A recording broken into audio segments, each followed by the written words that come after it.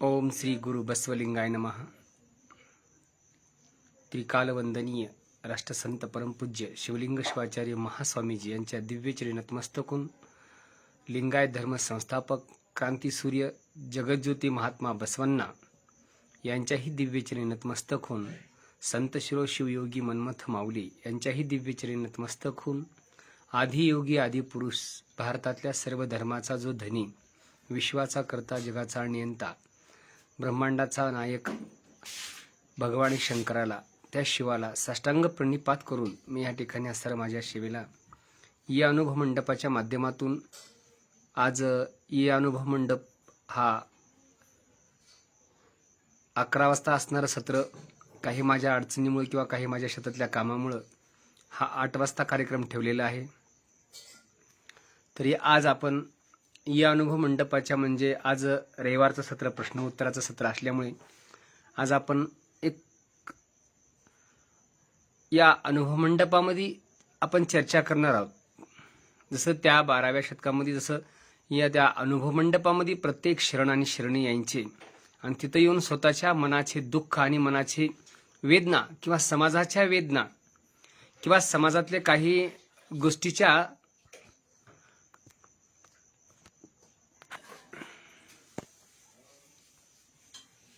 त्याने तिथं जगाला बोलून दाखवायचे। म्हणजे हे सर्व काही त्या अनुभव मंडपामध्ये घडत जायचं। काही माणसाच्या मनाचे प्रश्न असतील, काही धर्मावर असतील, काही अध्यात्मावर असतील, काही स्वतःच्या जीवन जगण्याच्या शैलीवर असतील, काही स्वतःच्या शेजारच्या पाजारच्या किंवा नातेगोत्याच्या असे काही प्रश्न असतील किंवा काही धर्मग्रंथातले प्रश्न असतील। म्हणजे त्या अनुभव मंडपामध्ये गेल्यावर प्रत्येक प्रश्नाचं उत्तर तिथं सविस्तर भेटायचं। कारण त्या 12व्या शतकामध्ये जे अनुभव मंडपामध्ये जे काय म्हणजे जगात कुठंच प्रश्नाचं उत्तर भेटत नव्हतं ते अनुभव मंडपामध्ये भेटायचं। मग एवढं लौकिकता ह्या अनुभव मंडपाला का आली? त्याच्या पाठीमागं एकच महत्वाचं कारण, ते म्हणजे की तिथं सगळ्या जाती धर्माचे लोक तिथे यायचे, अभ्यासुक लोक तिथे यायचे, विचारवंत लोक यायचे, विद्वान लोक यायचे, नव्हे तर स्वतःच्या कष्टातून काम करून घाम गाळून कष्ट करून घामानं ही जमीन ओली करणारे लोक तिथं यायचे। म्हणजे अगोदर एक अनुभव मंडपामध्ये सगळ्यात मोठं गोष्ट होती की तिथं कष्टाळूच माणूस हवा होता। कारण कष्ट करणारा, मेहनत करणारा, आयत खाऊ माणूस तिथं जमत नव्हता। मग तिथं जे लोक यायचे ना, ते काम करून घाम गाळणारे लोक यायचे। मग काम करणाऱ्या लोकांमध्ये मनामध्ये जिज्ञासा असते, विचारशक्ती असते। जे आयतखाऊ समाज असतो किंवा जे आयतखाऊ लोक असतात त्या लोकांना आपण काय करालो, आपल्यामध्ये काय आहे हे काही त्याला आठवण किंवा जाणीव नसते। म्हणून त्या 12व्या शतकामध्ये प्रत्येकाला आपल्या या अनुभव मंडपातून आपल्याला आपल्या जीवनाचं समाधान त्या ठिकाणी व्हायचं। मग तिथं कोण कोण आले? काश्मीरहून त्या ठिकाणी असणारा महादेव राजा आला, काश्मीरहून राजा आला, भूपाळ नावाचा, महादेव नावाचा राजा काश्मीरहून आला। इकडून अफगाणिस्तानहून मुरळ शंकरदेव आले, उडतडीहून अक्का महादेवी आली, उरुलिंग पेद्दी आले इकडं कंधारमधून। म्हणजे भारतातल्याच नाही तर पृथ्वी तलावरच्या ह्या टोकाचे त्या टोकाला माणसं एक वेळेस अनुभव मंडपाला भेट द्यावं, एक वेळेस 12व्या म्हणजे महात्मा बसवण्णांचा अनुभव मंडप कसा चालतोय हे पाहण्यासाठी किंवा स्वतः बघून आचरण करण्यासाठी तिथं यायचे। अनुभव मंडपाची संगत घडावं बाबा, जसं आपण म्हणतो किंवा सत्संगाला जायचे। आपल्याला सत्संग कसा असतो, आजकालचे सत्संग वेगळे आहेत, पण त्या काळाचा सत्संग म्हणजे एक चांगल्या प्रकारचा, एक चांगल्या विचाराचा सत्संग होता। तिथं विचार मंथन व्हायचं, जे आपण वागताना त्याच वागण्याच्यावरच त्याने त्या ठिकाणी बोलायचे, आपल्या वागण्यावरच त्याने प्रश्न विचारायचे। आईवडिलांची सेवा करा म्हणून समाज जसे कीर्तनकार सांगतात, पण असा जर सर्वे केला की किती कीर्तनकार आपल्या आईवडिलाला सांभाळतात, तर कमीत कमी फक्त 10 ते 15% कीर्तनकार आपल्या आईवडिलांची सेवा करतात। बाकीच्या आईवडिलाला कीर्तनकार बोलत सुद्धा नसतात। म्हणजे बोलायचं एक आणि चालायचं एक, असं अनुभव मंडपामध्ये चालायचं नाही. म्हणून जे अनुभव मंडपाच्या गर्भातून जे वचन साहित्य जन्माला आलं त्याला वचन हे शब्द दिलं. वचन म्हणजे काय? म्हणजे आपण एखाद्याला दिलेलं वचन किंवा एखाद्याला दिलेला शब्द पाळणं म्हणजे त्याला वचन म्हणतात. जसं आम्हाला एखाद्या बॉन्डवर एखाद्या वाटणीपत्राचं म्हणा कोणत्या गोष्टीचं आम्ही जसं एखाद्या बॉन्डवर लिहून घेतो आणि ते कोर्टामध्ये दाखल करून त्याची नोटरी त्या ठिकाणी म्हणजे सविस्तरपणाने करतो.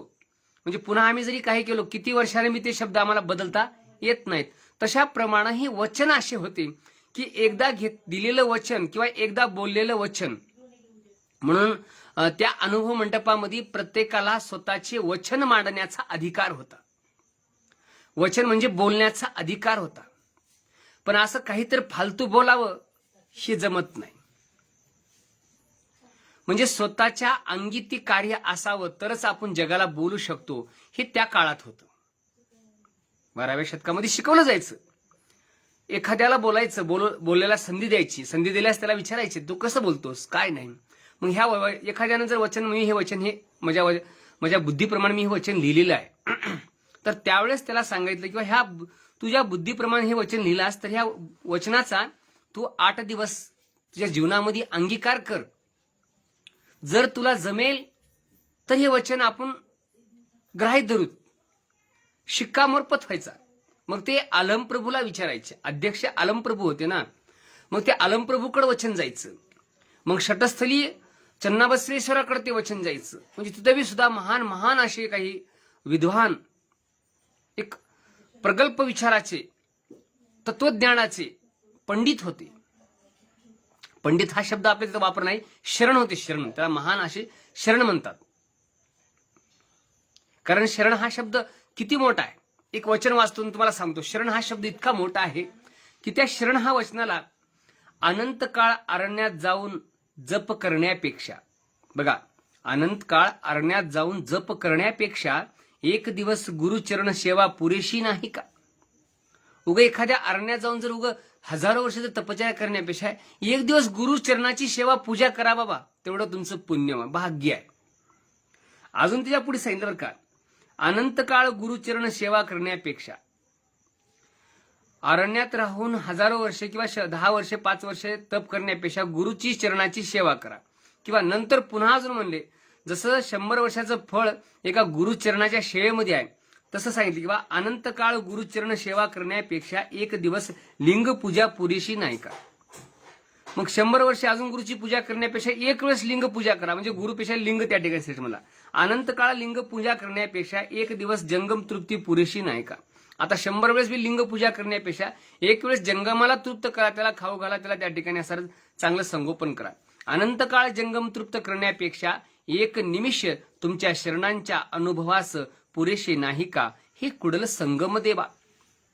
म्हणजे महात्मा बसवांना त्या देवाला प्रश्न विचारायचे. देवा अरे काय चाललंय समाजामध्ये?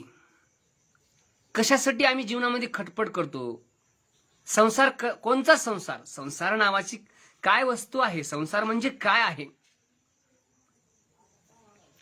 ह्या संसारामध्ये सुख कसं लागेल? सुख म्हणजे काय आहे? हे त्या प्रभूला केलेले प्रश्न आहेत. बसवांना त्या प्रभूला केलेले प्रश्न आहेत. विचारले प्रश्न प्रभूना. हे देवा, हे परमात्मा, हे शिवा, तू मला सांग. अनंतकाळ लिंग पूजा करण्यापेक्षा, अनंतकाळ गुरुचरण सेवा करण्यापेक्षा, अनंतकाळ त्या ठिकाणी असणार कुठं वनामध्ये राहण्यापेक्षा, जंगम तृप्त करण्यापेक्षा एकदा जरी एका शरणांच्या सान्निध्यात जर गेलो तर मला किती पुण्य लागल हे तूच जाणे देवा कुडल संगम देवा. असं त्या ठिकाणी सांगितलं. किंवा म्हणून 770 शरण त्या ठिकाणी असणार त्या अनुभव मंडपातून जन्माला आली. शरण म्हणजे साधी गोष्ट नाही बरं का. शरण म्हणजे साधी गोष्ट नाही. जो शरण असतो ना तो सर्वस्व विसरून त्या ठिकाणी माणूस शरण झाला असतो. एवढी शरणांची किमया आहे. एवढं शरणांचं महत्व आहे. एवढं शरणांचं विद्धत्व आहे. काय एवढी शरणांची माहिती आहे. म्हणजे एवढं श्रेष्ठ असणारे शरण आहेत. असं कोण? सुद्धा बसवांना त्या ठिकाणी सांगायचे. बघा पुढे त्या ठिकाणी प्रभू तुमच्या अनुभवाने माझे तन नष्ट झाले. काय झालं? शरणांच्या संगतीत किंवा सानिध्यात गेल्यानं काय झालं? शरणांच्या संगतीत आणि सानिध्यात गेल्यानं काय झालं? प्रभू तुमच्या अनुभवाने माझे तन नष्ट झाले. तन म्हणजे शरीर. तुम्ही म्हणसाल तन म्हणजे शेतात तन म्हणसाल, तन तसं नाही, तन म्हणजे शरीर. हो प्रभू, हो तुमच्या अनुभवाने माझे मन नष्ट झाले. बघा, पहिल्यांदा सुरू सांगितलं की प्रभू तुमच्या अनुभवामुळे, तुमच्या ह्या शरण संगतीमुळे, शरण सानिध्यामुळे म्हणजे काय झालं माहिती काय, शरीर, मी शरीर आहे ही भावना नष्ट झाली. मी शरीर आहे का? मग कसं असते बघा, मी शरीर हे नष्ट भावना होणं म्हणजे साधी गोष्ट नाही. कारण का, आजकाल जे आमचा व्यवहार चाललाय ना, सगळ्या शरीरासाठी व्यवहार चाललाय. आम्ही 3 टाइम जेवतो का नाही, शरीराला 3 टाइम जीव घालतो, शरीराला मेकअप करतो, नको ते वासनेल तेल लावतो, बाजारातून नको त्या क्रीमा आणतो, त्या ठिकाणी आम्ही तोंडाला लावतो, नको ते साबण वापरतो, नको ते चष्मे वापरतो, नको तसले कपडे त्या ठिकाणी वापरतो. 1000 रुपयाचे घातले काय आणि 10,000चे घातलो काय. कपडा हे अंगभर असावा. कपडा हे माणसाच्या अंगभर असावा. स्त्रीच्या सुद्धा अंगावर कपडा अंगभर असावा. शेवटी कपडाच आहे. पण ह्या शरीरासाठी हे सगळे माणसांना, काही लोकांना तर शरीराच्या चोचलेसाठी, म्हणजे काही आमच्याकडे पंजोबा आम्हाला सांगायचे, जीभ अशी आहे, जीभ ही आमची अशी आहे, ह्या जीभीच्या चोचलेसाठी काही लोकांना स्वतःचे 10-10, 5-5 एकर जमीन विकून टाकल्या. म्हणजे ह्याला व्यसन असे म्हणतात. म्हणजे शरीर नष्ट होणे म्हणजे काय. मग शरीरावर कोणची भावना, शरीरामध्ये कोणचे गुण होते, मग त्या शरीराच्या गुणाला नष्ट करणं म्हणजे काय होतं, असा कोण प्रश्न बसवांना त्या प्रभूला विचारला. देवा, शरीर नष्ट झाले, तुझ्या स्मरणामुळे, तुझ्या सानिध्यामुळे, शरणांच्या सानिध्यामुळे शरीर नष्ट झाले. मग ज्या दिवशी शरीर नष्ट होईल का नाही, मग त्या दिवशी काय राहिले, मान केलिया फुगेना, अपमान केलिया कुंतेना, कळी काळासी भेईना, निष्ठेची यामुळे. ज्याला स्वतःच्या शरीराचं भान नाही, त्याला कोणी बस म्हण काय, उठ म्हणलं काय, त्याला कोण्या गोष्टीचा अभिमान येत नाही, त्याला राग येत नाही, लोभ येत नाही त्याच्या जीवनामध्ये. मग शेवटी अजूनही सांगितलं की पुढे काय सांगितलं, तुम्ही आमच्या अनुभवाने माझे मन नष्ट झाले. बघा, त्या सानिध्यामध्ये गेल्यामुळे शरीर नष्ट झालं. शरीरामध्ये राहणारं एक मन असते. मन म्हणजे अन्नमल आहे. अन्नमल म्हणजे मनाची निर्मिती ही अन्नापासून होते. म्हणजे जैसे जैसे खावे अन्न तैसे तैसे होय मन. मग आमचं जे मन आहे ना, हे मन आमच्या अन्नापासून तयार होत असते. मग आता एक विचार करा, आम्ही अन्न कोणचं खातो. ज्यावेळेस आम्ही एखादी अतिसेवन केलेलं अन्न असते, ज्यावेळेस आम्हाला डॉक्टर सांगते आता तुमची शुगर जास्त झालेली आहे, तुम्ही आता साखर बंद करा, तरच तुम्ही काही दिवस वाचचाल, नाहीतर तुम्हाला अवघड आहे. मग ज्यावेळेस डॉक्टर सल्ला देते ह्या शरीरासाठी, हे खाऊ नका बाबा, त्याच वेळेस तो माणूस ते अन्न त्याग करत असते. काही लोकांना त्याच्या कारखान्यातून 1000 टन साखर बाहेर पडते आहे, पण त्याला सपक डाळी संग रोट्या खावा लागतात. म्हणजे साखर सुद्धा खाता येत नाही, टिपरू सुद्धा त्या ठिकाणी, रस सुद्धा पिता येत नाही. म्हणजे ही परिस्थिती कशामुळे असते, कारण माणूस सातत्यानं त्या पैशाच्या मागे लागलेला असतो, स्वतःच्या शरीराचं भान नसतं. जन्माला आलोय, आम्ही जन्माला आलोय, नेमकं आमचं काय हेतू आहे ही जाणीव त्याला नसते. म्हणून शेवटी सांगितल्यावर सोडून द्यावं असते. म्हणजे मन, हे मी मन सांगतोय ना, म्हणजे माणसाचं मन त्या अन्नापासून तयार होत असतं. मग आम्हाला अन्न कसं सांगितलंय, शिवभक्ताच्या घरचे अन्न हे पवित्र असते. परमहंसामध्ये एका ठिकाणी सांगितलं की बाबा, शिवभक्ताच्या घरचं अन्न कदा न जावे बाहेर.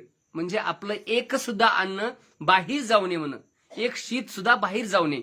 का जाऊ नये शीत सुद्धा बाहेर, माहितीये की, कारण अन्नाला आम्ही परब्रह्म म्हणतो ना. मग जे अन्न परब्रह्म आहे ते अन्न टाकून द्यायला जमेल का. आमच्या आजे पंजे सांगायचे आम्हाला, एक दाना जरी आमच्या हातून बाहेर पडला तर एक दाना एक दिवस उपवाशी मारतो म्हणे. एक ज्वारीचा जर कण असेल, एक कण सुद्धा आम्ही त्या ठिकाणी वाया जाऊ द्यायचं नाही. कारण का, आम्ही निर्माण न केल्यामुळं आम्ही फक्त त्याचं संगोपन करू शकतो. कारण ईश्वरानं निर्माण केले अन्न, त्या ईश्वरानं निर्माण केलेल्या अन्नाला नाश करण्याचा अधिकार आमच्यापाशी नाही. आमच्यापाशी अधिकार नाही. आम्ही स्वतःचं शरीर सुद्धा आम्हाला निर्माण करता येत नाही हो. आम्ही लहानपणापासून इतके मोठे होतो, फक्त खाय खातो म्हणून मोठे होतो. आमची शरीर आम्ही वाढू शकतो का?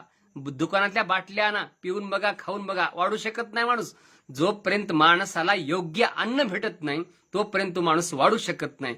मला एकच सांगायचे की आपलं जे अन्न आहे, हे अन्न ह्या ब्रह्मांडामध्ये जे अन्न तयार केलंय, शेतकरी एक दाना त्या ठिकाणी शेतीमध्ये टाकतो तर हजारो दाणे जन्माला घालते आमची जमीन. हजारो दाणे जन्माला बाहेर निघतात आम्ही तिथून. म्हणजे ही अन्नाची निर्मिती, पाण्याची निर्मिती, वायूची निर्मिती, अग्नीची निर्मिती करणारा कोण आहे? तो कोणतरी वेगळा आहे. त्याला आम्ही शिव म्हणू, त्याला कोणी निर्गुण निरंकार म्हणलं, कोणी चैतन्य म्हणलं, कोणी ते म्हणजे त्या प्रत्येक धर्मातून त्या प्रत्येक देवतेला हाक त्या ठिकाणी म्हणले. अल्ला योहम सुप्रीम गॉड, लिंग देवा तुमचेच नाव. म्हणजे अल्लाह असेल, सुप्रीम असेल, गॉड असेल, हे सगळे देवा तुमचंच नाव आहे. तसं मनाचं काय म्हणले बाबा इथं, की तुमच्या अनुभवामुळे माझे मन नष्ट झाले. माणसे म्हणजे आता शरीर नष्ट झालं की माणसाचं मन नष्ट व्हावं लागते. कारण का, सहज आमचं मन तिकडे गेलं, सहज मन इकडे गेलं. हे आमच्या शरीराचं सगळं कंट्रोल करणारं म्हणजे मन असते. एकदा एखाद्या माणसाचं मन एखाद्यावर बसू शकते आणि ते बसलेलं मन ती जर पूर्ण झालं नाही तर त्याला तिथं राग येत असतो, द्वेष येत असतो, तिरस्कार येत असतो. ती जर वस्तू भेट नाही गेली तर. म्हणजे माणसाचं मन इतकं खराब बी आहे आणि इतकं चांगलं बी आहे की एखाद्या वाईट भावनेकडून चांगल्या भावनेकडे घेऊन जाणारे मन असते. म्हणजे मनावर सगळ्यावर का, म्हणजे माझे मन नष्ट झाले. आम्ही तुमच्या अनुभवाने माझ्या कर्माचे छेदन झाले. म्हणजे आमचे काही जे वाईट कर्म आम्ही करत होतो आतापर्यंत, आम्हाला माहिती नव्हतं. आम्ही इकडे जाय तिकडे जाय फिरत होतो. नको ते व्यसन आम्ही त्या ठिकाणी स्वीकारलेले होते. नको ते आम्ही खात होतो, नको ते आम्ही पित होतो, नको ते आम्ही बोलायला सुद्धा आम्हाला मर्यादा नव्हती. पण तुमच्या शरणाच्या सानिध्यामुळे गेल्यामुळे काय झालं? कोण म्हणाले? मी म्हणाले बसवांना सांगू लागले. तुमच्या शरण सानिध्यामध्ये गेल्यामुळे काय झालं? आमचं सर्वस्व त्या ठिकाणी नष्ट झालं. कर्म केलेले कर्म जे आहेत ना, वाईट काम बंद झाले. आता चांगल्या मार्गाला लागलो. चांगलं करण्याची बुद्धी आमच्या इष्टलिंग रूपानं दिली, आमच्या परमात्म्यानं, आमच्या कुडल संगमानं आम्हाला दिली. असं बसवांना त्या अनुभव मंडपामध्ये बोलायचे, लोकांना सांगायचे. अशा प्रकारचं राहिलं पाहिजे बघा. तुमच्या शरणांनी पदोपदी सांगून भक्ती रूपे, तुमच्या शरणांनी पदोपदी सांगून भक्ती रूपे. पदोपदी म्हणजे काय? एक क्षण सुद्धा आमचा वाया जाऊ दिला नाहीत आमच्या शरणानं. थोडा काही दिवस झाले असं वागायला पाहिजे, असं राहायला पाहिजे, असं बोलायला पाहिजे, असं बोला, असं वागा, अशी पूजा करा, अशी ध्यानधारणा करा, असा योग करा. त्याच वेळेस तुम्हाला ते प्राप्त होऊ शकतं. पंच ज्ञानेंद्रिय, पंच कर्म इंद्रिय, हे 36 तत्वाचं हे जे शरीर आहे ना, ह्या 36 तत्वाच्या शरीराला ते त्या तत्वाकडे ते घेऊन जाणे, हे कोणाचं काम होतं? त्या शरणांचं काम होतं. तुमच्या शरणांना पादुकाने सांगून भक्तिरूपे वाढलो. म्हणजे भक्तीनं त्या ठिकाणी हे सगळं सत्य झालं बाबा. ऐश्वर्य सत्यात उतरविल्या विने तेथे करुणा घेणारा तुम्हीच कुडल संगम देवा. करून आणि न करून घेणारा तुम्हीच हात कुडल संगम देवा. म्हणजे बसवांना त्या अनुभव मंडपामध्ये सांगायचे, हे माझं नाही रे, माझं काहीच नाही. उद्या लोक म्हणतील की हे सगळं मी केलंय का काय? मी करणारा कोण आहे? माझ्यामध्ये जो प्राण आहे ना, मी जे तुम्हाला बोलतोय ना हे शब्द, कारण परा पश्यंता मध्यमा वैखरी, जेथे चारी वाचा निमाल्या. 4 वाचा माणसाला असतात रे माणसांनो, लक्षात ठेवा शरणांनो, 4 वाचा माणसाला असतात. परा पश्यंता मध्यमा आणि वैखरी. परेतून माणसा जन्म होतो. परा ही आपल्या बिंबीमध्ये राहते, मध्यमा ही हृदयामध्ये राहते, पश्यंता इथं राहते, आणि वैखरी मी जे आता तुम्हाला बोलतोय ना त्याला वैखरी असे म्हणतात.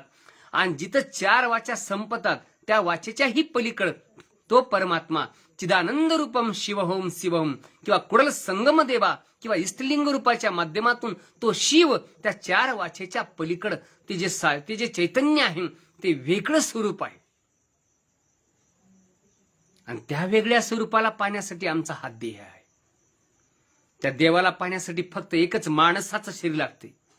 बाकीच्या जनावराच्या शरीराला देव भेटते का न भेटते मला माहित नाही, कारण आपण जाऊन तो अनुभव घेतलेला नाही ना. म्हणून हे मला सांगता येणार नाही की तो अनुभव कोणचा आहे, माहिती नाही आम्हाला. पण माणसाचं शिर्डी कसं आहे, माणसाच्या योनीला आलेलं. मग तुम्ही असं म्हणसाल आम्ही स्त्रिया नाही का? अरे प्रत्येक मानव हा जन्माला आलेला, स्त्री असेल पुरुष असेल, कारण आमच्या धर्मामध्ये स्त्री आणि पुरुष हा भेद नसतो ना. का भेद नसतो सांगू का तुम्हाला? कारण आमच्या स्त्रीच्या म्हणजे स्त्री गर्भधर असताना 8व्या वर्षी दीक्षा संस्कार होतात. लक्षात ठेवा बरं का, 8व्या वर्षी दीक्षा संस्कार होतात. दीक्षा संस्कार करणारे गुरु असतात. मग ते गुरु म्हणत नाहीत किंवा मधलं मुलगा असेल तर दीक्षा देतो आणि मुलगी असेल तर देणार नाही, असं आमचे गुरु म्हणत नाहीत. का म्हणत नाहीत? कारण मुलगा असो या मुलगी असो, दीक्षा देणं हे माझा अधिकार आहे आणि त्याचंही समतेनं वागण्याचा अधिकार आहे. म्हणून स्त्री आणि पुरुष हे आमच्या दोन्हीही समान असतात. आमच्यामध्ये भेद नसतो. लिंगायत हा धर्मामध्ये भेद नसतो, कारण भेदाभेद अमंगळ आहे असं वारकरी संप्रदायाने सुद्धा सांगितलेलं आहे. तरी असो, मग ही जी शक्ती, हे जे सामर्थ्य आहे, शरणासंग राहण्यानं काय झालं तर आमच्या कायेमध्ये बदल झाला, भक्तीमध्ये बदल झाला. भक्तीला अनुभवास बीज पहा. भक्तीला बीज अनुभवानेच बरं का, अनुभवानंच त्या ठिकाणी त्या भक्ती वाढली बरं का. भक्तीला अनुभव आचार आहे पहा. भक्तीला अनुभवाचा सकल ऐश्वर्य शृंगराव आहे पहा. भक्ती माणसाला जीवन जगण्याची शक्ती देते. भक्ती माणसाला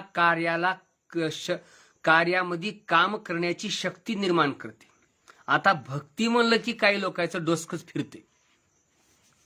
विचारवंत लोक ना, भक्ती, अरे भक्ती म्हणजे असं डोळसपणानं केलेली कार्य म्हणजे भक्ती होय, असं आंधळेपणानं केलेली भक्ती नाही. उगं उठायचं आणि कुठंतरी मस्तक ठेवून नतमस्तक व्हायचं, ही भक्ती नसते. मला एक सांगा तुम्ही, साधी गोष्ट, मी साधा प्रश्न विचारतो तुम्हाला. आम्ही आमच्या जीवनामध्ये ज्यावेळेस एखादी बाजारातून कोथिंबीरची पेंडी आणतो आणि ती कोथिंबीरची पेंडी आणली तर आमची आई, ती आजी असेल तर तिने जितकं शिकलेलं नसते, पण ती सगळीच्या सगळी कोथिंबीरची पेंडी त्या भाजीमध्ये टाकत नाही. ते निवडून काढते, ते कामापुरतं धुवून त्याला फ्रेश करून त्या भाजीमध्ये टाकते. बघा, शेवटी गहू येतात, ते गव्हाला चाळून ते नीट करून त्या गव्हाचे खडे बाजूला सावरून ते पाकडून फ्रेश करून ते गिरणीमध्ये दळलं जायचं आणि दळलेलं पीठ घरी येतं. पुन्हा त्याला चाळणी केली जाते आणि चाळणी करून पुन्हा त्या ह्याच्यामध्ये परातीमध्ये पडलं जातं. पुन्हा त्याला तिंबून चांगलं त्या ठिकाणी असं पक्क बनवून पुन्हा त्याची पोळी करून त्या तव्यावर शेकलं जातं आणि तिथं सुद्धा शेकण्यासाठी थोडा वेळ लागतो. तो कच्चं सुद्धा जमत नाही, पूर्ण भाजलं जायचे आणि पुन्हा तो प्रसाद म्हणून आमच्या ताटामध्ये येतो आणि ते लगेच आम्ही तोंडात घालत नाही, तर त्याला सुद्धा त्या ठिकाणी असतात त्या लिंगाला अर्पित करून किंवा तिथं नैवेद्य म्हणून आम्ही मग शिव करत असतो. साध्या शरीराला इतक्या प्रक्रिया कराव्या लागतात. एका घासाच्या अन्नाला एवढ्या पूर्ण प्रक्रिया केल्यास ते आम्ही घास आणि अन्न खात असतो. आता फिल्टर असेल तर तेल खातो, फिल्टर असेल तर पाणी पितो, चांगल्या प्रकारचं असेल तर पाणी शुद्ध असेल तरच पाणी पितो. म्हणजे घाण पाणी पित नाही, घाण आम्ही काही खात नाही, माशी मच्छर बसलेला आम्ही काही खात नाही, शिळं अन्न खात नाही, ताजं अन्न आम्ही खातो. हे सगळी काळजी आम्ही आमच्या शरीरासाठी घेतो. मग साधी गोष्ट मला एवढं विचारायचं तुम्हाला की जर ह्या सगळ्या गोष्टीच्या काळजीनं आम्ही संशोधनानं घेत आहोत, तर मग मला सांगा, तुमच्या अध्यात्म नावाच्या किंवा त्या जीव आणि शिवाकडे जाण्याच्या त्या गोष्टीला तुम्हाला कसं बी वागाय जमल का आणि कसला बी गुरु करून घ्यायला जमल का? कोणाला तर गुरु मानाय जमल का? जमणार नाही. ते सुद्धा तुम्हाला तपासावंच लागेल, ते सुद्धा तुम्हाला त्या ठिकाणी असं जाणून घ्यावंच लागेल. म्हणून अनुभव मंडपामध्ये सांगायचे, अरे बाबा उद्या समाज कसा येईल माहिती नाही, उद्या काही लोकांना दुःख होतील, काही लोकांना दुःख जाणवतील, काही लोक दुःखी होऊन काही लोक महाराजाकडे पळतील, इकडे जाय तिकडे जाय. मग ते महाराज आपल्या स्वतःच्या पोटासाठी किंवा स्वतःच्या कार्यासाठी त्याला बी काहीतरी फुलं पाकळ्या देऊन किंवा राख बुक्का बिक्का देऊन किंवा एखाद्या चाकड्या बिकड्या काहीतरी देऊन त्याला तिथून पुढे ढकलतील. पण ते माणसं भलं करणार नाहीच समाजाचं. म्हणून आपण काय करावं लागेल, आपण सुद्धा वचन साहित्य लिहावं लागेल. म्हणून संतांना अभंग लिहिले आणि शरणानं त्या ठिकाणी 12व्या शतकामध्ये वचन साहित्य लिहिलं आणि त्या वचन साहित्याचा प्रसार आणि प्रचार फेसबुकच्या माध्यमातून, युट्यूबच्या माध्यमातून किंवा आमच्या पुस्तकाच्या माध्यमातून, धर्मग्रंथाच्या माध्यमातून, वचन साहित्याच्या माध्यमातून, एकमेकाला संपर्काच्या माध्यमातून, एकमेकाला विचाराच्या माध्यमातून हा प्रचार प्रसार त्या ठिकाणी होत चाललेला आहे आणि हा होत जाणारच आहे, हा थांबणारा नाही. जसं लॉकडाऊन सुरू झाले तसं बरेच ग्रुप चलत राहिले, बंद पडत राहिले, चलत राहिले, बंद पडत राहिले, चलत राहिले, बंद पडत राहिले. पण ये अनुभव मंडप नावाचा जो ग्रुप आहे हा ये अनुभव मंडप नावाचा ग्रुप नित्यवचन चालूच आहे, रविवारचं संकल्पना ही चालूच आहे. म्हणजे ह्याच्या पाठीमागं जे काही लोक बोलतात किंवा जे लोक चालवतात ह्याच्या पाठीमागं कोणचा हेतू आहे? स्वार्थ कोणालाच नाही. ह्या गोष्टीमध्ये स्वार्थ कोणालाच नाही. बोलणाऱ्याला स्वार्थ नाही, काही मला पैसे देतील का बाबा, आणि देत नसेल आपण फुकट कशाला बोलायचे ह्याच्यावर, अशी सुद्धा लोक नाहीत. रोज नित्य वचन वाचन करणाऱ्या सुद्धा लोकांना स्वार्थ नाही, किंवा माझं लोक ऐकतील का बाबा, मग ऐकल्या लोक किती मला लाईक करतील, किती बघतील, मग किती आपलं स्टेटस वाढेल आपलं, ह्या गोष्टीचा आम्हाला लालसा नाही हो. जेवढे ह्या ग्रुपमध्ये लोक बोलतात ना ते ह्या सगळ्याच भावनेला विसरून गेलेत. तुमच्या सानिध्यामुळं शरीर नष्ट झाले, तुमच्या सानिध्यामुळं मन नष्ट झाले, तुमच्या सानिध्यामुळं माझं सगळं कार्यकर्म नष्ट होऊन त्या ठिकाणी गेले. आता जे रूप उरले ना ते फक्त तुमचं सेवा म्हणून त्या ठिकाणी उरलेली आहे, दासोह म्हणून त्या ठिकाणी उरलेलं आहे. ही भावना, ही जोपर्यंत भावना येणार नाही तोपर्यंत अशा प्रकारचे अनुभव मंडप चालणार नाही, अशा प्रकारचं फेसबुक त्या ठिकाणी चालणार नाही. म्हणून म्हणतो बरं का, सगळ्यात महत्वाचं आणि सगळ्यात चांगलं अशा प्रकारचं आपण जीवन जगलं पाहिजे. मी बंद करणार नाही तुम्हाला थोडंसं व्याकुळतेनं, कारण का काही गोष्टी आम्हाला जाणीवपूर्वक आम्हाला लक्षात घ्यावं लागेल. कारण आजकाल जो ह्या कोरोनाचं जे काही संकट आहे, एवढंच कोरोना येऊन सुद्धा माणसामधलं दाखवून दिलं की बाबा तूच काही स्वतः करू शकतोस, जगात तुझं दुसरं कोणी भलं करू शकत नाही. ह्या कोरोनानं ह्या माणसाला जाग्यावर आणलं, तरीही माणसं जाग्यावर न येता कुठंतर येड्या वाकड्याच विचारानं धावत आहेत, म्हणजे वेड्यासारखं त्या ठिकाणी फिरत आहेत, कुठंतर इकडं जाय तिकडं जाय असे वगैरे वगैरे सगळं काही हे चालत चाललेलं आहे. तरी सुद्धा एक वचन सांगतो मी ह्या ठिकाणी किंवा ह्या सगळ्या गोष्टीवर आपण का दुःखी झालो. सुख आपल्या पुण्यांचे फळ न मानती, दुःख आपल्या पापाचे फळ न मानणे, तुम्हाच्यामुळे झाले हे असे न म्हणणे, कर्म अकर्ता करणी फूत असे न म्हणती, उदासीन होऊन मनन न करणे, कुडल संगम देवा समर्पण हेची जीवन, हे तुमच्या उपदेशाप्रमाणे तुझ्या सेवेत जीवन यथार्थ होऊ दे. म्हणजे बसवांना सांगायचे की बाबा सुख आलं, आमचं काहीतरी पुण्य आहे हो पहिलं, म्हणून आमचे लेकर चांगले निघाले, आमचे बाळ चांगले निघाले, आम्हाला नोकऱ्या लागल्या, हे पुण्य आहे म्हणून आम्ही जसं बोलतो. जमजा एखादी संकट आलं, एखादी दुःख आलं, हे काहीतरी महागल्या केलेल्या कर्माचं पाप आहे हो, हे भोगावंच लागेल. आमचं काय, काही माणसाला सवासते बघा, काही माणसाला बोलण्यामध्ये सवासते आहे की आमचं काहीतरी पहिल्या जन्माचं पाप आहे, आम्ही काहीतरी पाप करून आलो. हे सगळं हे सातत्याने हे माणूस माणसावर बिंबवत असतो. जर माणसाला पाप आणि पुण्य जर कळालं असतं तर माणूस पापच कशाला केला असता. साधी गोष्ट आहे ना. एखादी वेळेस साध्या स्वयंपाक करत असताना आपल्या हातून काही चुका होतात, त्या भाजीमध्ये जास्त मीठ पडेल किंवा कोणतं कमी होईल, काहीतरी होईलच ना, ते खरट लागेल किंवा तुरट लागेल किंवा आळणी होईल.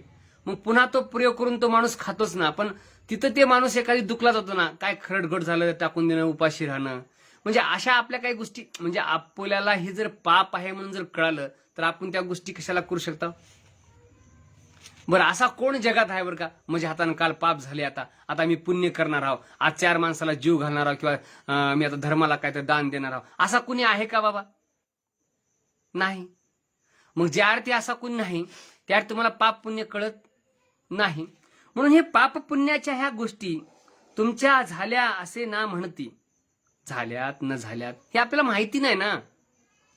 मग हे आम्हाला माहिती नसल्यामुळे आम्हाला काय माहिती आहे. मग उगच एखाद्यानं सांगायचं, मग एखादी महाराजाकडे गेलो की आम्ही ते महाराज डोळे झाकते आणि उगच काहीतरी त्या ठिकाणी असा हाताची तर बोट मोपते, नाहीतर मनातल्या मनात काहीतरी म्हणते आणि सांगते की बाबा अजून तुम्हाला 1 वर्ष 2 वर्ष तुम्हाला सनी आहे म्हणते.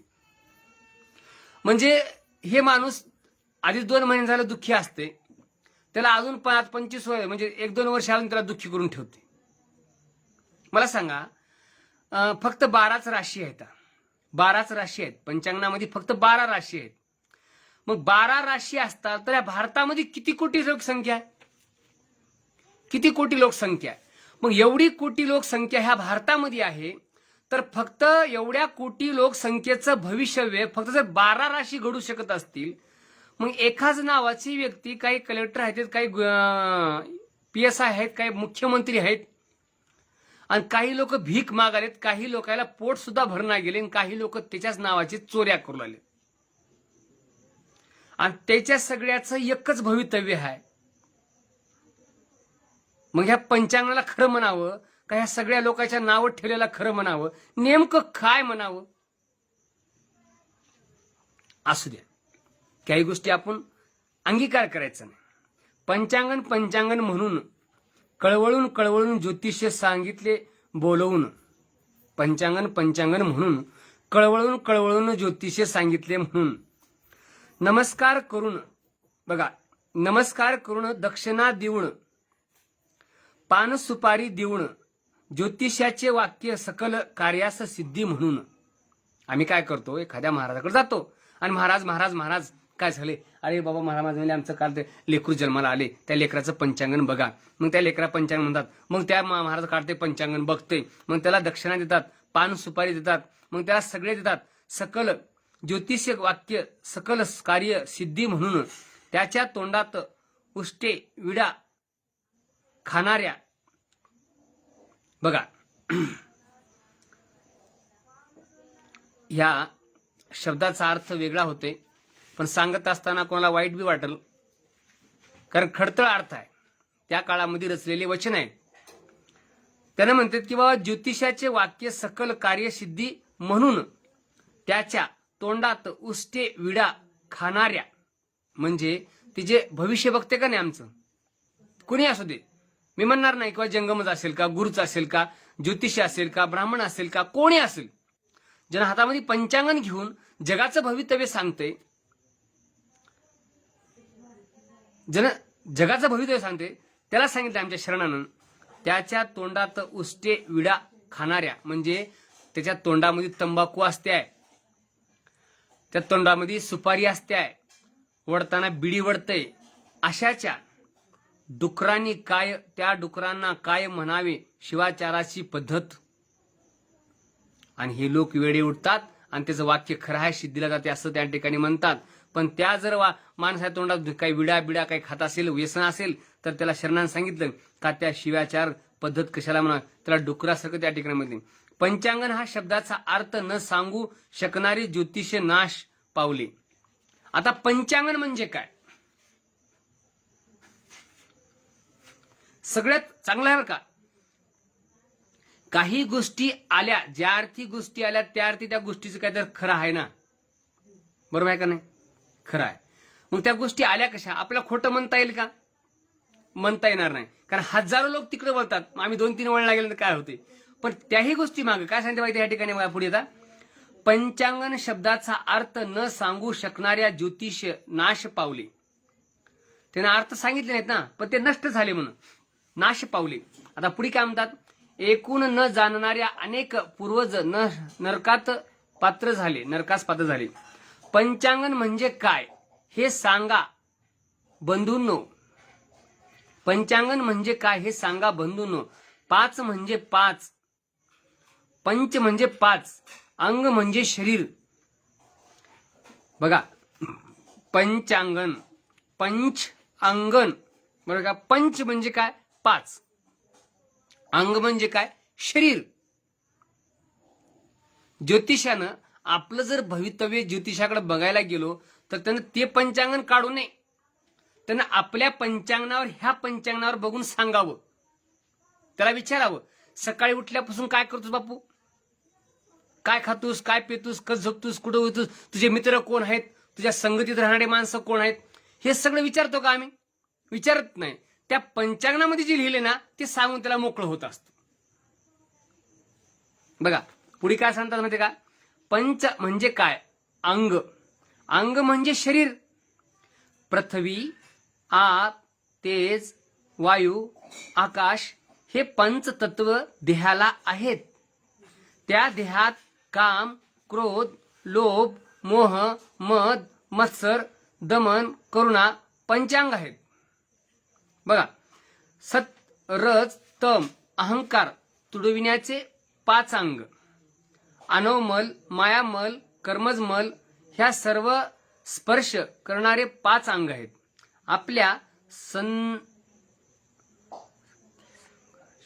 आपल्या सतीसंगाशिवाय अन्य सतीसंग न करणे ह्याला पंचांग म्हणतात. आपल्या सतीशिवाय दुसऱ्या पतीशिंग संग न करणे ह्याला पंचांग म्हणतात. म्हणजे आपल्या देवतेशिवाय दुसऱ्या देवतेला, बघा पुढे म्हणतात, आपल्या इष्टलिंगाशिवाय अन्य नमन न करणे ह्याला पंचांग म्हणतात. म्हणजे किती सोपं आहे, पण हे आम्ही सांगत नाही ना. जातीसूतक, जनसूतक, उष्टेसूतक, मरणसूतक, रजसूतक अशा 5 सूतक नाश केल्यास शरणांचे सांगितल्या कारणाने शिवभक्ताची क्रिया, ज्ञान, इच्छा आदी इच्छा शक्ती झालेल्या पंचांग, गुरुपदेश, लिंगपूजा, जंगमप्रसाद, गणप्रसाद, महाप्रसाद सेवन करणे म्हणजेच पंचांग आहे. अशा पंचांग महत्व न जाणता पंचसूतक धडपडणाऱ्या पंचमहावाक्यासह मज न दाखवावे, निसंग निराळा प्रभू तू. स्पष्ट सांगितलं. ज्याही माणसाला पंचांगण सांगायचे, ज्याही महाराजाला पंचांगण सांगायचे, त्यानं स्वतःच्या आपल्या शरीरावर न ठेवता त्या पुढच्या माणसाच्या शरीरावर भाव ठेवावा आणि त्याला सांगावं. बाबा, त्याला प्रश्न विचारावं, तू माझ्याकडे आलास कशासाठी आलास, की तुझं दुःख असं असं आहे, तू मला पंचांगणामध्ये बघ म्हणालास, आता मी जे सांगतो ते तू गुन्हानं ऐकतोस, पण माझे बी तुला काही प्रश्न आहेत, तू सांग. स्वतः सकाळी उठल्यापासून संध्याकाळपासून तुझी दिनचर्या कोणची आहे, तू किती वाजता उठतोस, कसा आंघोळ करतोस, आंघोळ केल्यास पूजा करतोस की करणास, हे सगळ्या गोष्टी विचारावं. लिंगपूजा केल्याशिवाय पाणी पितोस का, अगोदरच पाणी पितोस, दात घासतोस की नाही, म्हणजे सगळी आपली दिनचर्या, ज्या माणूस ओळखीतून दिनचर्या ज्यावेळेस बोलून दाखवतो त्यावेळेस त्या दिनचर्येतून जर काही त्याचं चुकत असेल किंवा काही वाईट व्यसनाला जात असेल तर त्या माणसाला दुःख होऊ शकतो. तो माणूस संगतीमुळे वाया जाऊ शकतो किंवा स्वतःच्या व्यसनमुळे स्वतःचा पैसा खर्च करून तो माणूस बर्बाद होऊ शकतो. म्हणून अशा माणसाला त्या व्यसनापासून दूर करावं, अशा माणसाला त्या सत्संगापासून दूर करावं. वाईट व्यसनापासून दूर केलं की त्या माणसाला पंचांग सांगण्यापेक्षा त्या माणसाचं जीवन हे प्रकल्प व्हायला वेळ लागत नाही. म्हणून म्हणतो की अंग पंचांगण हे सांगण्यापेक्षा 5 अंग सांगा त्याला. काम, क्रोध, लोभ, दम, मद, अहंकार हे जरा कमी कर बाबा. राग करू नकोस, कोणाला खोटं बोलू नकोस, कोणासंग निंदा करू नकोस, कोणाचं वाईट करू नकोस. होता होईल तेवढं प्रामाणिक काम कर, इमानदारीनं काम कर आणि होता होईल तेवढं सात्विक अन्न खाय. तुझे दात माणसासारखे आहेत, तुला मांसाहार करता येणार नाही. तू सात्विक माणूस आहेस. तू लिंगाची पूजा करतोस, ज्या लिंगाची पूजा करतोस त्या लिंगाला चाळलेलं पाणी पाहिजे. मग चाळलेलं पाणी का पाहिजे, कारण त्या पाण्यामध्ये बारीक बारीक जीव जंतू असतात. मग ते जीव जंतू त्या लिंगावर पडून मरू नये म्हणून ते चाळून घेतलं पाहिजे पाणी. मग आम्ही ज्या लिंगाची पूजा करतो त्या लिंगाला इतकं बारकाईनं बारीक चाळून पाणी लिंगाला पूजा करतो. म्हणजे आम्ही जीव हिंसा करीत नाव, म्हणजे आम्ही जीव हिंसेच्या पलीकडे आहोत.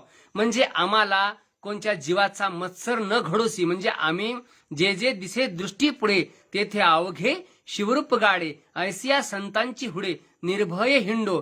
म्हणून आम्हाला जीव हिंसा करता येणार नाही. आम्ही जीव हिंसा करणारे माणसं नाव. म्हणून आम्ही सात्विक अन्न, सात्विक मन होते, ह्याला पंचांगण असे म्हणतात. अशा प्रकारचं कोण बसवांना त्या ठिकाणी सांगू लागले. आता अजून पुढे काय त्या ठिकाणी सांगितलं, तिथी वार मी नाही जाणत. ज्यावेळेस शरण त्या ठिकाणी बोलावले, वा तिथी वार मी नाही जाणत, लग्न विघ्न हे नाही जाणत. म्हणजे कसं, आता बघा बरं का, ह्या कोरोनाच्या अगोदर साधी गोष्ट विचारतो मी प्रश्न तुम्हाला, की बाबा घडलेल्या गोष्टी सांगा. अगोदर जे काय लग्न व्हायचे, 2-3 वर्षाच्या खाली जे लग्न व्हायचे, इतका अट्टास राहायचा ना त्या आईचा आणि वडिलाचा. त्या दोघांची लग्न पत्रिका बघायचे, दोघांच्या राशी जुळत्यात का बघायचे. राश्या जुळल्या तर लग्न व्हायचं, मग लग्न ती बी त्याच्या मुहूर्तावरच व्हायचं. मग ते 12चं, 12:30चं, 12:22, 12:13, 12:51, 12:12 त्याचे 10-12 का वाजणार त्या जीवनातले, पण ते 12 तेवढ्या.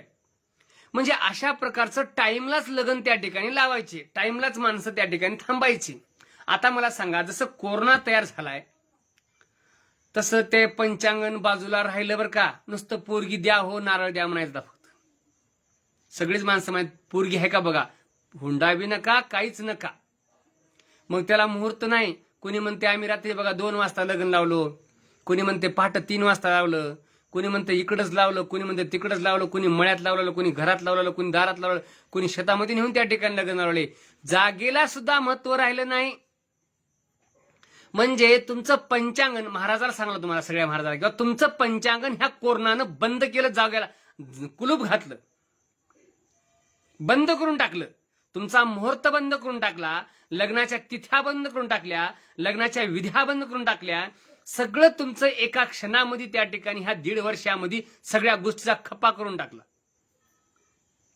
ना विचार राहिला नाही, ना काहीच राहिला नाही. सगळं एक लॉकडाऊन त्या ठिकाणी केल्या प्रकारचं तर तुमचं सगळं बंद केलं. वार तिथी न मी जाणे, हे जाणून 16 वर 18 कुळ म्हणता. रात्री 1 वार, दिवस 1 वार, भवीची 1 कुळ, भक्ताचे 1 कुळ. आम्ही एवढ्या ज्ञात आहो, बसव प्रिय कुडल संगम देवा. जात, कुळ, गोत्र हे सगळं आम्ही त्या ठिकाणी पाहतो. कारण मनमोहन स्वामी, जाती कुळ गोत्र न पाहेची शंकर, भक्ताचा माहेर स्वामी माझा. ज्याला जात नाही, त्याला कुळ नाही, त्याला गोत्र नाही, असा तो प्रिय असणारा शिव आहे. कारण वेदप्रिय शिव नाही, नादप्रिय शिव नाही, ना कोण्या ब्राह्मणाला भुलला नाही शिव, कशालाच भुलला नाही. शिव फक्त तुमच्या आतल्या अंतःकरणातल्या भावनेला भुललाय.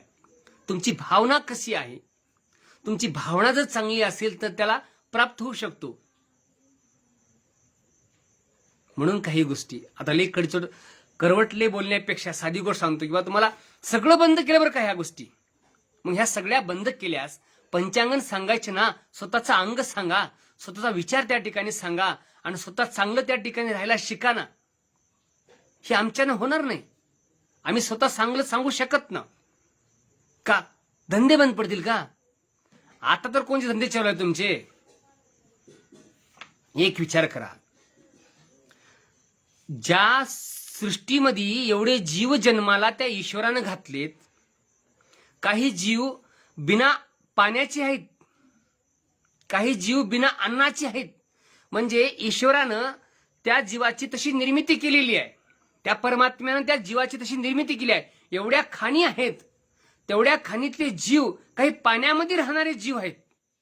आपल्याला जर पाण्यामध्ये दाबून 2-5 मिनिट जर ठेवलं तर आपण जीव सोडतो, पण पाण्यामध्ये काही राहणारे जीव आहेत. मग त्याची कशी अन्नाची निर्मिती केली असं? आमची दुकानं बंद पडणार, कधी घाबरू नका. आम्हाला कीर्तनाला कोणी बोलणार नाही, मग आम्हाला पैसे कोण देईल? कीर्तनकारांना घाबरायचं नसतं, कीर्तनकारांना सत्य बोलायचं असतं. पण कंबर कशासाठी बांधतो आम्ही? कीर्तनामध्ये कंबर का बांधतो? कंबर बांधून होतो आम्ही पहिलं का नाही, कीर्तनामध्ये पोटाला पट्टी बांधायची. हे जे बांधतो ना आपण, हे गमच्या जे असं बांधतो का नाही, कंबर बांधून कीर्तनकार, ते कंबर बांधण होतं, ते पोटाला बांधायचं होतं. म्हणजे स्वतःचं पोट मारून जगाला ज्ञान सांगायचं असतं. स्वतःचं पोट बांधून जगाला ज्ञान सांगायचं होतं. पण ते आता काय झालं, येणाऱ्या काळामध्ये ते पोटाचं उतरलं आणि खाली कंबरला गेलं. म्हणून आता कंबर बांधून कीर्तनकार कीर्तन करत असतो, कारण पोट भरून त्या ठिकाणी बोलत असतो. असू द्या, मी सुद्धा कवा केले, आम्ही बी घेतलेत पैसे, घेतले नाहीत असं नाही, पण ते बाजूला सोडून द्या. सांगायचा मुद्दा एक मला असा आहे, किंवा प्रत्येकानं माणसाला जाग्यावर आणण्याचं काम ह्या कोरोनानं केलेलं आहे. स्वतःच्या कर्मावर विश्वास ठेवा, स्वतःच्या जीवनावर विश्वास ठेवा, स्वतःच्या आपल्या आत्मविश्वास ठेवा फक्त.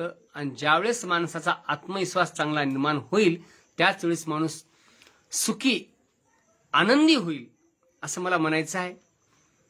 वेळ होत चाललेला आहे, 1 तास 40 मिनिट झालेले आहेत. वेळ भरपूर आहे, पण आता लाईटचा प्रॉब्लेम असल्यामुळं गरमी बी व्हायली आहे. राहिलेला विषय पुन्हा बघू. आज पंचांगणाचा विषय होता लग्न कोठून आणि विघ्न कोठून सांगा. दोष कुठून आणि पाप कुठून सांगा. तुमच्या नित्य स्मरणाने करणाऱ्यांना भावकर्म कुठलेच आणि भावबंधन कुठले, हे कुडल संगम देवा. बसवण्णा शेवटचं वचन मी सांगतो बरं का. बसवण्णांना हे वचन सांगितलं, बाबा लग्न कुठून आले आणि विघ्न कुठून आले सांगा देवा. एखादी लग्न जर एखाद्या टायमावर लागलं नाही तर ते विघ्न येतात. मग हे विघ्न कुठून आले देवा मला सांगा. द्वेष कुठून आणि पाप कुठून सांगा. तुमच्या नित्य स्मरणाने करणाऱ्यांना भाव कर्म कुठून सांगा. जर आम्ही तुमच्या एकत्वरूपीमध्ये किंवा जीवन जगण्यामध्ये जर त्या ठिकाणी समाधान असेल तर आम्हाला सर्व काही चांगलं होऊ शकतो. आणि जर आम्ही तुमच्यावर विश्वास नसेल, आम्ही लिंगपूजा करत नसाल किंवा आम्ही आमच्या गुरुचं चिंतन जर करत नसाल किंवा आम्ही आमच्या धर्मावर जर आरूढ नसताल किंवा आम्ही आमचं नुसतं जगायचंच ह्याच्या पलीकडे कोणाला दान धर्म ते काय दासो जर करायचं नसेल तर आमचं जीवन नाही बरं का. आम्हाला सांगितलेलं आहे सृष्टीमध्ये किंवा आम्हाला सगळ्यापेक्षा प्राण्यांपेक्षा आमचं डोसकं आमच्या पोटापासून हातभर वरी आहे. बघा, सगळ्या प्राण्यांचं डोसकं त्या पोटाबरोबर असते. का असते त्याचं कारण आहे, कारण त्या प्राण्याला एवढंच कळते आपलं पोट भरलं म्हणजे संपलं. त्यानं दुसऱ्याच्या पोटाचा विचार करत नसतो, कारण त्याला करण्याची बुद्धी त्या देवानं दिलेली नसते. म्हणून ते प्राणी संग्रह करत नसतात. पोट भरलं की गुन्हानं जाऊन बसतात. आता विचार करा, एक जंगलातला वाघ असतो, तो वाघ शिकार करतो. पोट भरलं की शिकार अर्धी सोडून निघून जात असतो. का असं नसते बा ते शिकार उचलायचं आणि घरामध्ये नेऊन ठेवायचं, असं करत नसतो. म्हणून माणसांचं डोसकं हे पोटाच्या वरी का असतं, कारण स्वतःचं पोट भरता यावं आणि आपलं पोट भरता भरता दुसऱ्याचंही पोट भरता यावं, ह्याच्यासाठी जीव मात्रावर जीव प्राण्यावर दया करता यावं, सृष्टीमधल्या काही कार्यावर आपल्याला हातभार लावता यावं, म्हणून ह्याच्यासाठी आपलं जीवन आहे. प्रत्येकानं दासोह करत जावं. 100 रुपये जर आम्ही कमवलो त्यातले 5 रुपये तर का होईना आमच्या समाजासाठी खर्चले पाहिजेत. जसं शरीर की शुद्धी के लिए स्नान की जरुरी है. जसं शरीर की शुद्धी केली म्हणजे शरीराला शुद्ध जर ठेवायचं असेल तर ह्याला रोज आंघोळ करावं लागतंय. आणि ह्या शरीरातल्या मनाला जर शुद्ध ठेवायचं असेल तर त्याला लिंग पूजा रोजच करावं लागते. कारण का, मन की शुद्धी के लिए ध्यान की जरुरी है, किंवा ध्यान करण्यासाठी इष्टलिंगाची आवश्यकता आहे. आणि धन की शुद्धी के लिए दान की जरुरी आहे, म्हणजे दान देण्यासाठी दासोह केलाच पाहिजे आपलं जर दान शुद्ध ठेवायचं असेल तर. म्हणून आपल्या संततीनं येऊन उद्या कमवलेलं कुठंतर दारूच्या व्यसनात कुठंतर वाईट व्यसनाच्या व्यसनात घालण्यापेक्षा चांगल्या कार्याला लावण्यासाठी आपलाच हातभार चांगल्या कार्याला लागू द्या, ही मी ह्या ठिकाणी विनंती करतो, प्रार्थना करतो आणि मी ह्या ठिकाणी थांबतो. जय गुरुबसवा.